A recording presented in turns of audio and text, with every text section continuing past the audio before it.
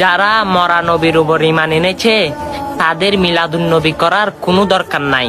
আলহামদুলিল্লাহ, আমি জিন্দা নবীর উপর ঈমান এনেছি, তাই মিলাদুন নবী সাল্লাল্লাহু আলাইহি ওয়াসাল্লাম আমরাই করব।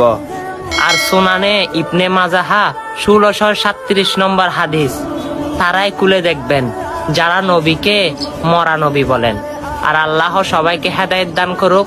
আর মরা নবীর উপর যারা ঈমান এনেছেন, অবশ্যই আপনাদেরটা ঈমান না, কারণ আমার রাসূল বলে যার ভিতরে ঈমান নাই, যার ভিতরে আদব নাই, তার ভিতরে ঈমান নাই, যার ভিতরে মহব্বত নাই, তার ভিতরে ঈমান নাই।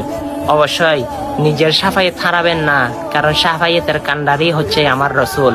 আমার রাসূল জিন্দা নবী, সেটা মানবেন, সেই ঈমান নিয়ে বাঁচবেন। হাসরের ময়দানে সে নবীর সাফায়েত আপনিই পাবেন। ভিডিওটা শেয়ার করে তাদেরকে দেখিয়ে দিন, তাদেরকে সতর্ক করে দিন, আমার নবী হচ্ছে হায়াতুন নবী, আমার নবী হচ্ছে হায়াতুন নবী। সুবহানাল্লাহ।